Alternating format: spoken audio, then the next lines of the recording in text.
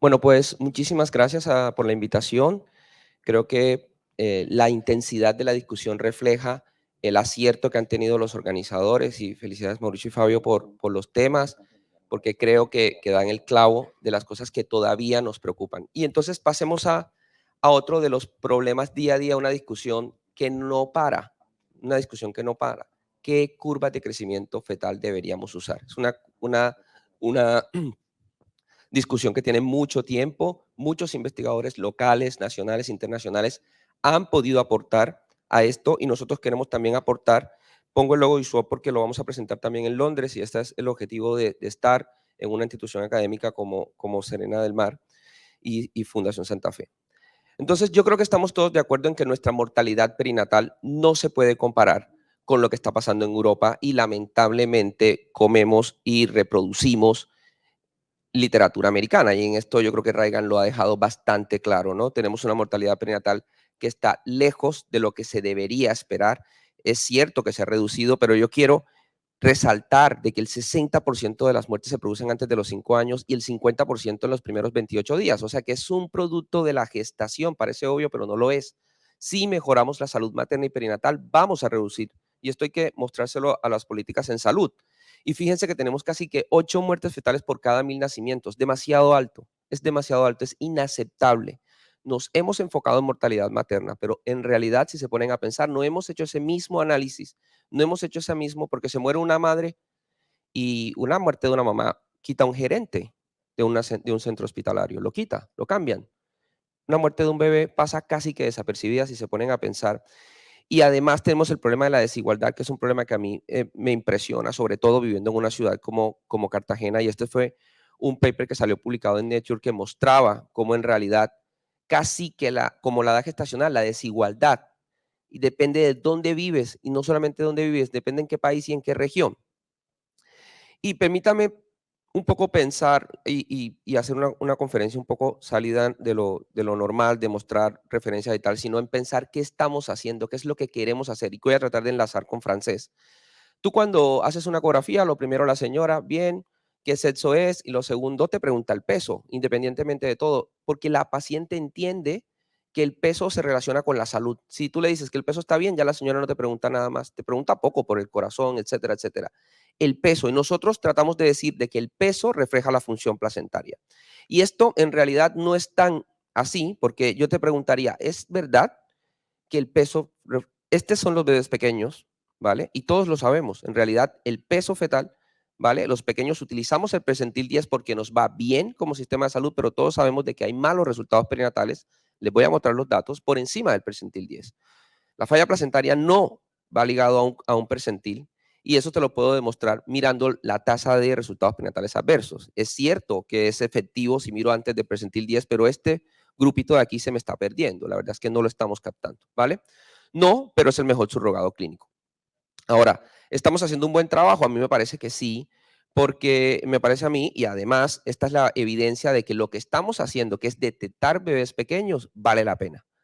Esto que están viendo aquí es la mortalidad perinatal dependiendo del percentil. Fíjate cómo al percentil 20 aumenta un poco, fíjate el percentil 10 aumenta y aquí entramos nosotros como sistema de salud. Si yo no detecto ese bebé pequeño, si yo no lo detecto, fíjate cómo aumenta dramáticamente la mortalidad perinatal. Si hay un médico que lo sigue y que indica la finalización, la mortalidad perinatal casi que se mantiene. O sea que sí que lo estamos haciendo y sí que reducimos. Cuando tú te preguntes, yo estoy haciendo medicina, estoy de verdad, a veces en medicina tú te pones a pensar, ¿será que le hice un bien? Sí lo hacemos, en realidad, porque disminuimos si lo detectamos. Y eso es estadísticamente significativo, es un paper de Gardossi, casi que clásico. Además de eso, volviendo a políticas en salud, fíjense que nosotros no hemos establecido una ecografía de tamizaje en tercer trimestre. En las guías, todos aquí si yo les pregunto, dicen, pues a mi paciente yo se lo hago, a mi paciente yo se lo hago. Pero en guías no tenemos la evidencia, por lo menos implementada, para que le diga, señor, usted le toca. Alguna aseguradora lo ha implementado, pero como país no lo hemos hecho. Y este fue un estudio de Eula Sobio, que está en Cambridge, y ella pues hizo una pregunta muy interesante. Mira, vamos a hacer un ultrasonido selectivo, que es lo que estamos haciendo ahorita. Señora, la altura uterina está un poco pequeña, tú tienes factores de riesgo, te voy a pedir una ecografía por eso, porque no me gusta o porque es mi prima o etcétera, versus vamos a hacer una ecografía de tercer trimestre a todo el mundo, independientemente de lo que yo crea de la altura uterina. Y fíjate cómo aumenta la detección casi al 57% comparado con el 20%. O sea, hacer ecografía sistemática en tercer trimestre sí que incrementa la detección. Y si yo junto esta evidencia y te muestro de que detectar disminuye la mortalidad perinatal, claro que aplica. Alguien se va a levantar, los últimos revisiones sistemáticas no lo han mostrado así, es cierto, pero también quiero que cuando revisen esa evidencia, fíjense que los papers son aportantes de los 80, de los 90, no son papers actualizados. Viendo esa premisa, tenemos otro problema. Y el problema es cómo definimos como sistema de salud, como médicos, un bebé pequeño. Y si le preguntas a un pediatra, te va a decir 2.500 gramos. Si le preguntas a un sistema de salud, hasta hace poco, Colombia ya ha cambiado un poquito en eso, pero eran 2.500 gramos. Y si yo utilizo 2.500 gramos como corte absoluto, digamos, todo el que tiene 2.500 gramos por debajo es bebé pequeño, pues mira cómo cambia en la población. El sudeste asiático sería el 26%. En Colombia sería el 8%. ¿A ti te parece que una enfermedad va a aplicar al 26% de la población? No, no es lógico, no suena lógico. Entonces tenemos que ser más lógicos en ese sentido. Es un paper de Lancet, ¿vale? Y entonces nosotros hemos querido, basado en esa premisa, tratar de decir primero cómo como latinoamericanos entendemos el peso pequeño. Ese es un trabajo que estamos haciendo con Raigan y también quiero resaltar como Centro Hospitalario General del Mar, está bajo revisión, esperemos que nos los publiquen recientemente. Y lo que hicimos fue que preguntamos, hicimos una encuesta online a 100 obstetras y maternofetales en toda Latinoamérica. Estos son los centros y les doy las gracias a las personas que participaron en esta encuesta, en el cual están todos los países de Latinoamérica y además tengan en cuenta de que no somos iguales que Guatemala, Brasil, Argentina, hay una gran variedad, ¿no? Y fíjense que cuando hicimos esta pregunta, fíjense todos los centros que participaron, otra vez gracias, cuando les preguntamos, esto lo vamos a presentar ahorita en ISOT, ¿cuántos ultrasonidos haces? Todo variado, no quiero caer en los porcentajes, pero fíjense que nadie está de acuerdo en Latinoamérica cuántos ultrasonidos deberíamos hacer. ¿Cuál es su fórmula de peso? Sí que estamos de acuerdo en Hadlock. ¿Cuántos en población alta? Todo el mundo también dice que es variable. ¿Y qué definición utiliza? ¿Utiliza solamente peso por debajo del 10? El 44%, el 50%. ¿Utiliza peso por debajo del 10 y circunferencia abdominal por debajo del 10? El 44%. No estamos de acuerdo, ¿vale? No solamente eso, sino qué criterios utilizas para decir qué es restricción de crecimiento fetal, cuál es la restricción. Y que de manera consistente, todos creo, estamos de acuerdo que un bebé por debajo del percentil 3, ya tú le dices a la señora, esto es una restricción de crecimiento fetal versus un pequeño. Y cuando tienes una arteria umbilical patológica, la mayoría estaban de acuerdo, pero fíjense que no todo el mundo está de acuerdo en el uso de la arteria uterina para definir restricción de crecimiento fetal. Y algo que también lo vamos a comentar más adelante es el uso del ratio cerebroplacentario. No solo nosotros como latinoamericanos, vamos a revisar las guías de los americanos para que vean que no está como un criterio ni siquiera de manejo, ¿vale? Y criterios en los cuales todavía no hemos entrado en esa discusión y es velocidad de crecimiento. Y decirle a una paciente 2 desviaciones estándar, 3 desviaciones estándar, en velocidad no es un criterio que estamos utilizando a pesar de que está en los criterios del FIDESUR. Esto es lo que hacemos día a día, nuestro cerebro hace esto. Señora, tiene tantas semanas y tenemos que mejorar la asignación de edad gestacional porque todavía hay pacientes, voy a decir algo típico que debería dejar de suceder. Una señora entra a un consultorio de un médico con 35 semanas y hay un reporte ecográfico que dice gestación de 32 semanas por biometría. Tú crees que lo entiendes, pero la paciente no lo entiende. La paciente dice, ostras, entré de 35 y me voy de 32. ¿Cómo puede ser? ¿Por qué? Porque todavía estamos haciendo reportes basados en biometría. Y la primera conclusión debería ser 35 semanas y la segunda conclusión debería ser un percentil de tal, porque esto no cambia. Entonces no puedo reportar por biometrías tantas semanas. Tú lo entiendes y de pronto tu colega tú crees que lo entiende, pero la paciente no lo entiende, ¿vale? Entonces nosotros hacemos esto, tomamos una decisión, hacemos medidas, comparamos tablas de referencias y lo siento que les traiga más problemas, pero fíjate la cantidad de tablas de referencia. ¿Cuál usan? Y varía dramáticamente entre una y la otra. O sea, yo asigné el peso y dependiendo de eso yo voy a interpretar esos 435 gramos y tú te puedes poner a jugar con tu ecógrafo cuando llegues y mira cuándo varían los percentiles dependiendo de la tabla que utilices. Primer punto que no quiero ni siquiera discutir, pero que me parece muy importante y que tenemos que sensibilizar a nuestros compañeros de neonatología. Nosotros debemos utilizar curvas de pesos fetales, no podemos utilizar curvas neonatales. Lo que estoy diciendo es que no podemos decir que un bebé es pequeño o no basado en una curva construida con curvas pesos neonatales. Voy a ser más específico. No es normal que digan que un bebé que nació a las 32 semanas van a tomar el peso de ese bebé para decir cuánto debe pesar a las 32 semanas, porque es normal que nazcas a las 32 semanas. No, si naciste a las 32 o había una preeclampsia o había un parto prematuro, entonces ese peso no puede ser tomado como algo normal. Y fíjense lo que les estoy mostrando. Estos son los pesos fetales. Miren lo que pasa cuando les pongo las curvas neonatales. Subestiman el presentil. Lo subestima. Entonces, lo que a ti te parece pequeño, al neonatólogo no le parece pequeñño. Entonces te dice, doctor, yo no estoy de acuerdo que sea pequeño su bebé. Ya, pero a mí me da presentil 5. No, pero en mi tabla me sale presentil 20. Ahí está la explicación.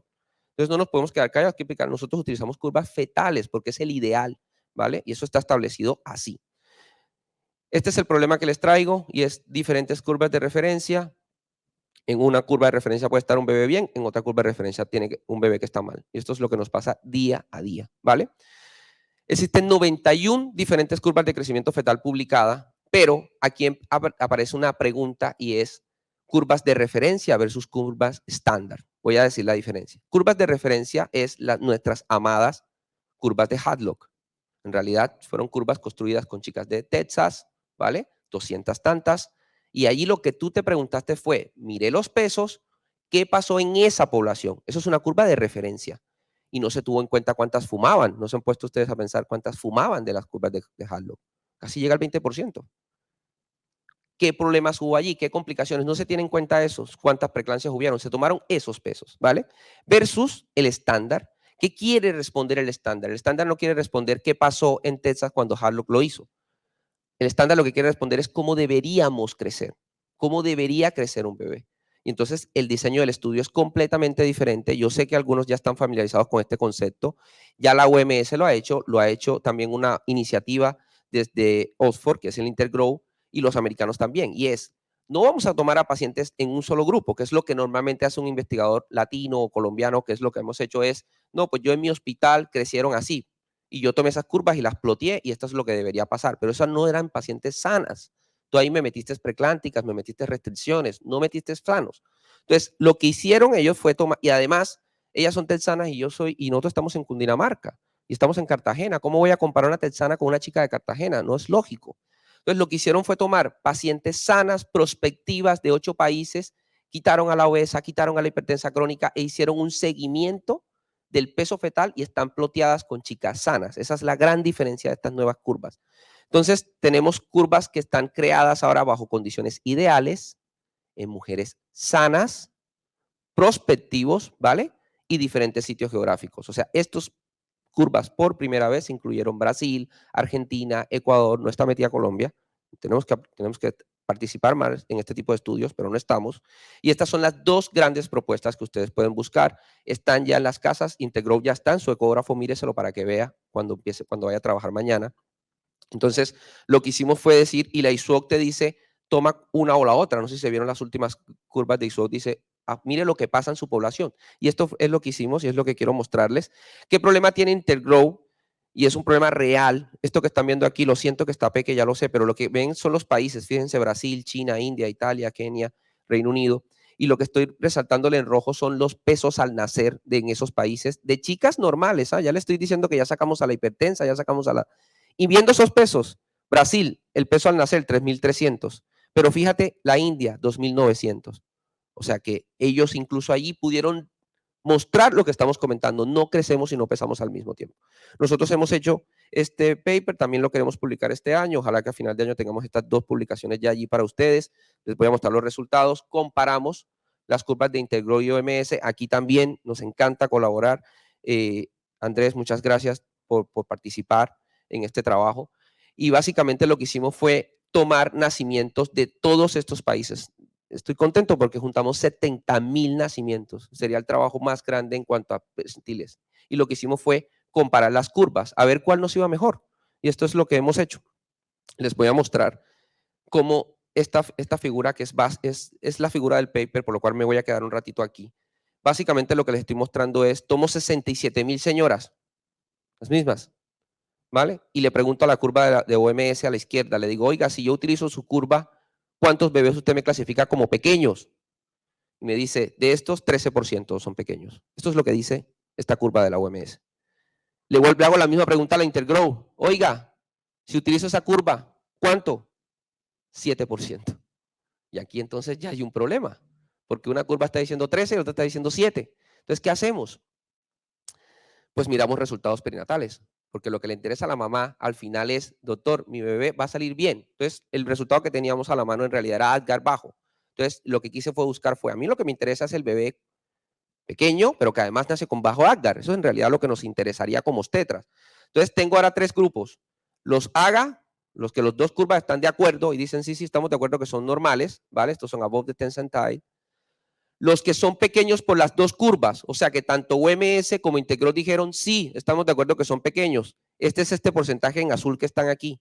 Y en blanco están viendo las que la OMS se pasó. Dijo, son pequeños, pero Integro dijo, yo no estoy de acuerdo que sean pequeños. O sea, tendremos 3 grupos de comparación. Pequeños por los dos, pequeños por OMS, pero que Integro no está de acuerdo, y controles por los dos. Y esto lo puedo hacer también para restricción utilizando el percentil 3, porque alguien se va a parar aquí y me va a decir, ya, y sí, pero el percentil 10, bueno, pues te lo muestro con el 3 también, ¿vale? Y con el 3 pasa lo mismo. Para OMS es 6% y para Integrow es 2%, casi 3 veces de diferencia, ¿vale? Estas son las personas que están utilizando Integrow, igual están así ahora. Pero lo que nos interesa es el riesgo, lo que le estoy diciendo, el riesgo en esa población. Y fíjense que el riesgo de tener un Apgar bajo, por debajo de 5 minutos, cuando yo utilizo ese grupo, que era el que la OMS dijo que era pequeño, no tienen una diferencia significativa comparado con los controles. O sea, aquellos pequeños que Integrow dijo que, perdóname, que OMS dijo que eran pequeños, Integrow no tienen un riesgo elevado. Los que sí tienen un riesgo claramente elevado eran los que tenían las dos curvas y por lo tanto Integrow. Y aquí viene la pregunta que tenemos que hacer, ¿cómo ya, y esto no nos gusta a veces como obstetra, pero tenemos que aplicar como clínicos, digamos, no digamos obstetra, es utilicemos el valor predictivo positivo, utilicemos el valor predictivo negativo y sobre todo el diagnóstico ratio. No es lo mismo sensibilidad que valor predictivo positivo. Pongo a sufrir a mis resis todo el tiempo con esta pregunta, porque no se calcula igual, ¿vale? Recuerda que los otros son positivos sobre enfermos y los otros son positivos sobre todas las pruebas. O sea que a mí lo que me interesa es que tenga un valor predictivo positivo alto.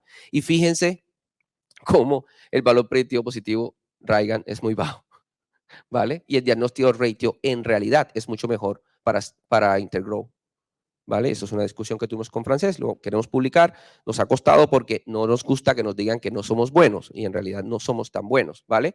O sea que el mensaje que le estoy dando aquí es sí, funciona más Intergrow entre los dos, pero cualquier salubrista se para y me dice, pero entonces las dos son malas. Y es verdad, las dos son malas para predecir resultados perinatales adversos. Entonces, primer mensaje, Integrow capta pacientes pequeños, pero que tienen mayores resultados perinatales, y OMS tiene una tasa de sensibilidad más alta que, tomando las palabras que dijo Raigan, puede ser que nos interese como país. Sobre diagnosticar pequeños, pues aquí es un problema porque tendríamos más partos iatrogénicos. Ese sería el problema de tener una curva que tenga más porcentajes. Estos son los AUC, no tienen nada bonitas, son feas, ¿vale? Tenemos resultados muy similares a lo que se había hecho en la literatura. Esta es la literatura asociada, fíjense, 4% Integrow, 4% Integrow, es lo que nos salió a nosotros. O sea que vamos muy a la mano con lo que se ha mostrado.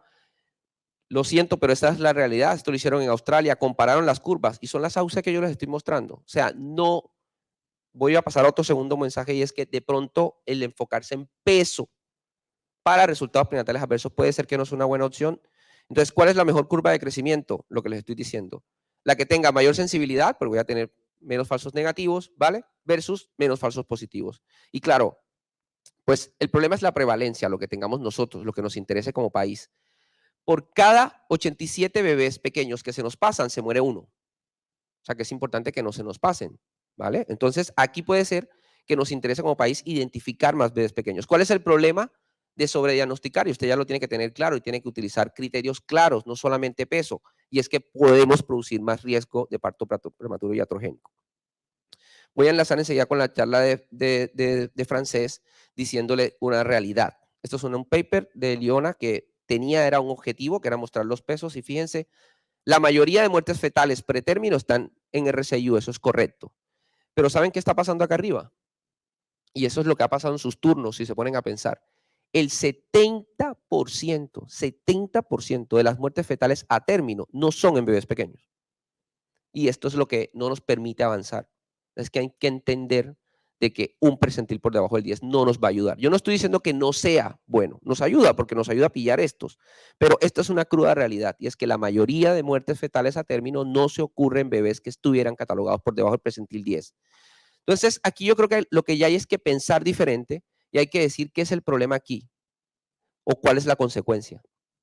Yo creo que la enfermedad en realidad es la disfunción placentaria, es a lo que deberíamos apuntarle, ¿vale? Y en realidad la enfermedad es esta, la consecuencia es el bebé pequeño, pero entonces nosotros lo que estamos haciendo es apuntarle a buscar bebés pequeños y menos a buscar disfunción, y lo que nos está matando a los bebés es la disfunción placentaria.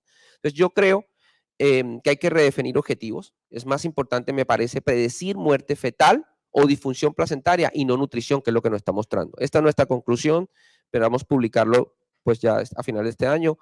En una población en América Latina, el estándar de crecimiento fetal de la OMS identifica más bebés, ¿sí? Comparado con Integrow. Sin embargo, Integrow tiene un mejor rendimiento diagnóstico para resultados prenatales adversos. Otra vez es para invitarlos a la unidad de medicina fetal del Centro Hospitalario General Mar. Estaremos encantados que nos visiten y otra vez muchas gracias, Mauricio, por la invitación.